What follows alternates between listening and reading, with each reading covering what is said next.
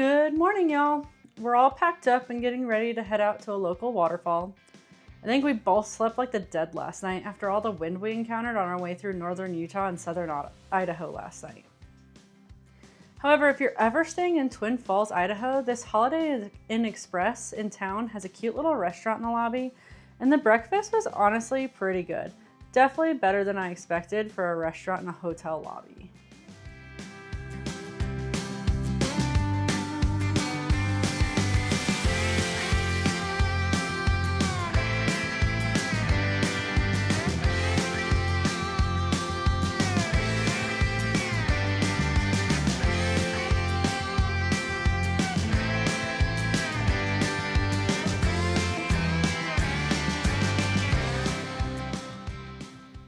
Anyways, Shoshone Falls is just 7 miles away from the heart of Twin Falls and offers breathtaking views in the most unsuspecting place.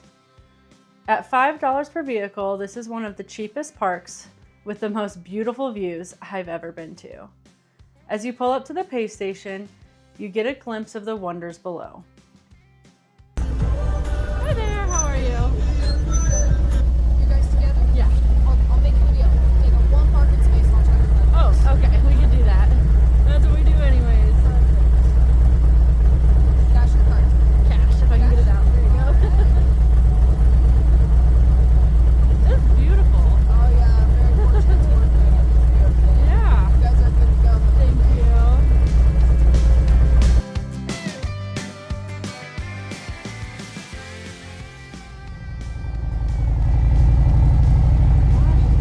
Oh my God, look at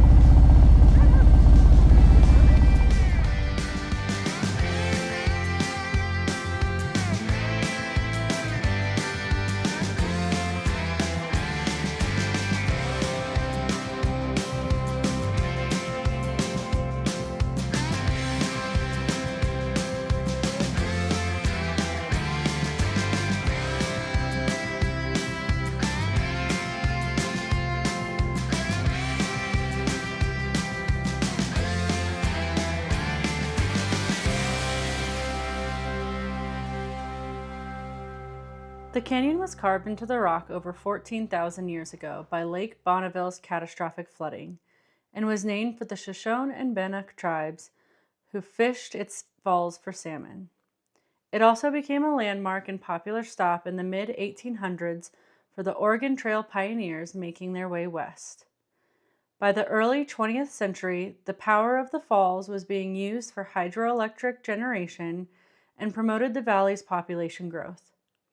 In 1932, Frederick and Martha Adams donated the land to the town of Twin Falls to be kept as a public park for the benefit and enjoyment of all, and that's how it continues today.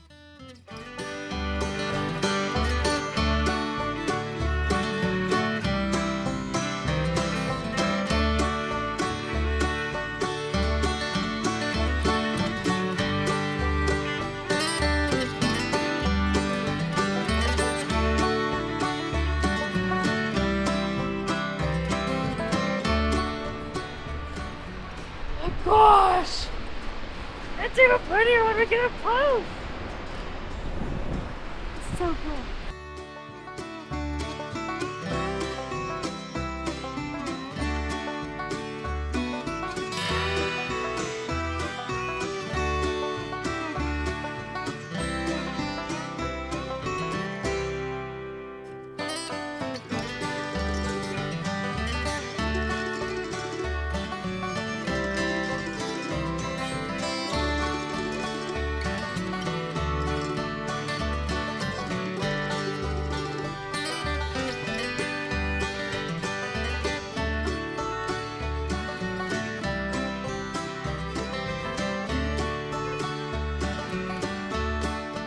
Honestly, I could have stayed here all day. I was in love with the views and felt that childhood wanderlust returning to me. But alas, it was time to move on.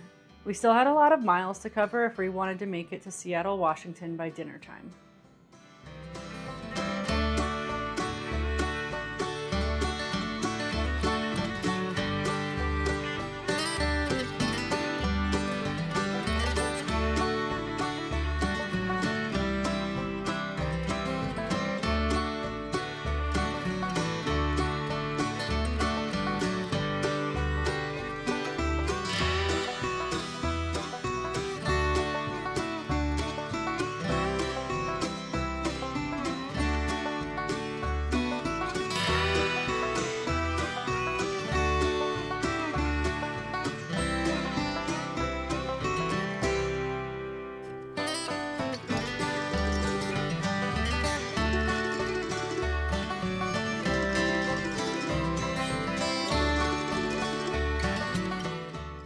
We head back into town to make a quick pit stop at the local dealership, Snake Harley-Davidson, to grab a couple things and have a coat on Levi's bike red. And then we were off. What followed was miles upon miles of farmland and, unfortunately, wind. Gosh, we thought we were past all that.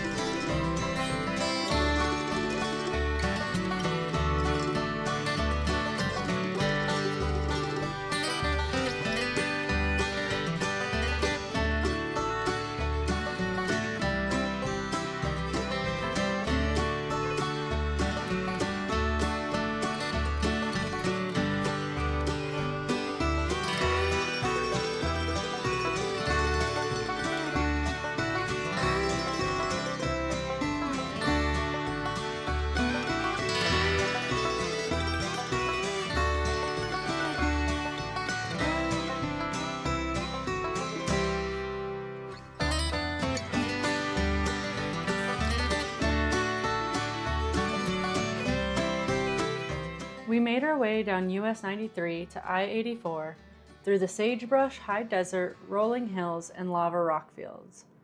Along the way, you'll cross over and ride along the Snake River, which is the largest tributary of the Columbia River, stretching over 1,000 miles long. It starts in Yellowstone National Park in Wyoming and slithers its way through Idaho, Oregon, and eventually ends in Washington. It's been carving through lava rock and basalt canyons for millions of years.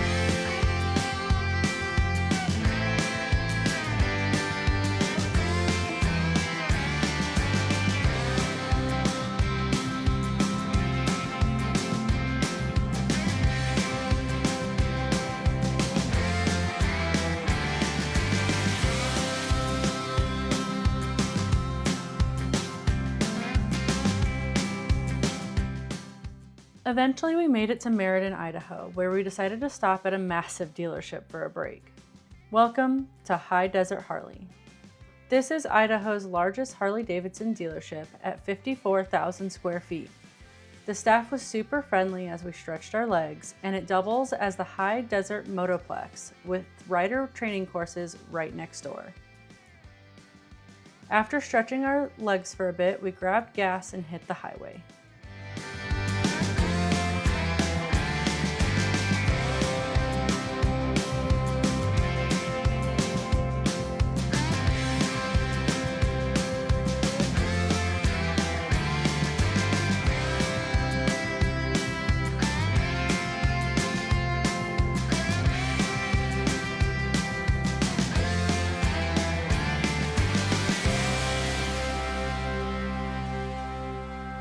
We continue to follow I-84, which traces the historic Oregon Trail corridor across Idaho and into Oregon. Just off the interstate, there are several interpretive centers that still mark where pioneers once forged west. Eventually, the high mountain desert changes to lush green mountain passes. You feel the temperature drop as you climb 2,000 feet in elevation.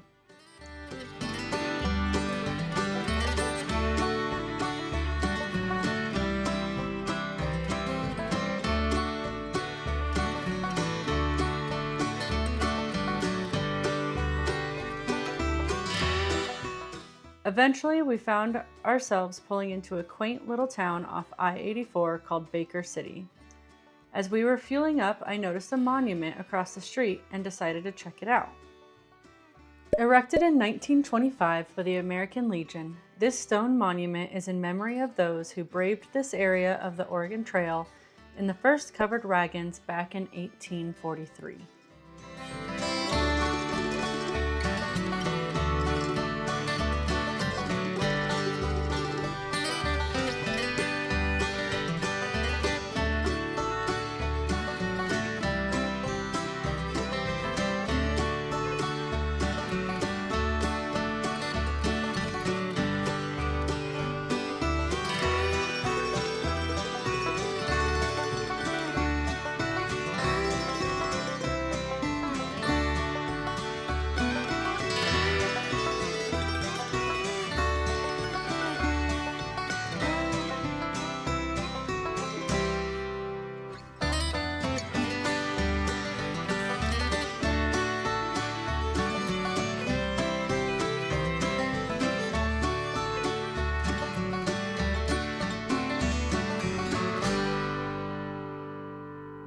Though we didn't make many sightseeing pit stops along the way, I really enjoyed the diverse atmosphere and landscape that we experienced along this trip.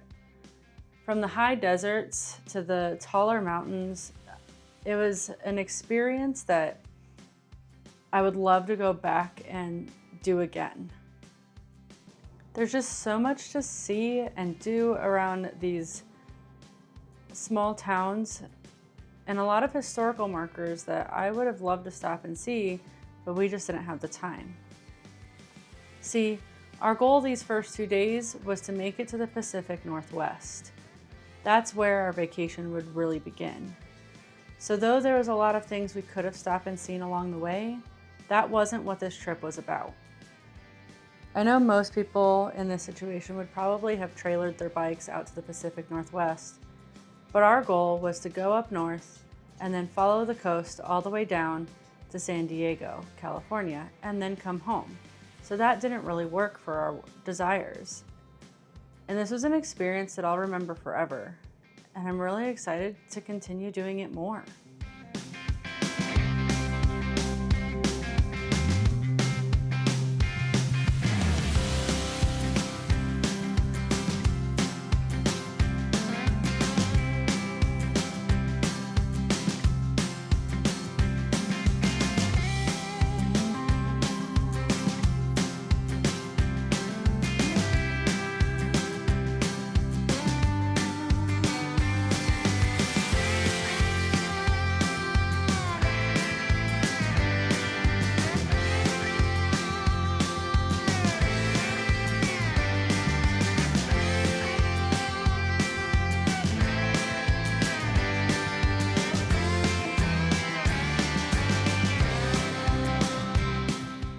After cruising over the Blue Mountain summit, we make our way down into the valley where we hop off I-84 and make our way north to I-82, where we'll cross into Washington and start the home stretch towards Yakima.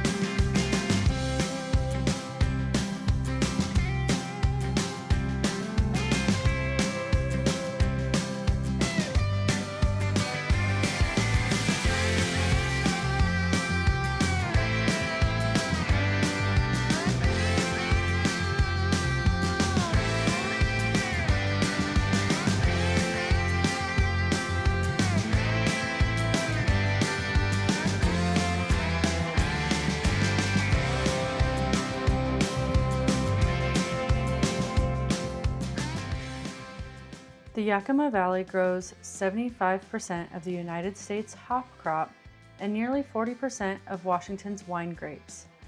If you have time to stop and look around, you can visit the Indian Painted Rocks or any of the area's local breweries. However, after another long day and just under 500 miles, it's dinner and bed for us. We'll see you in the morning.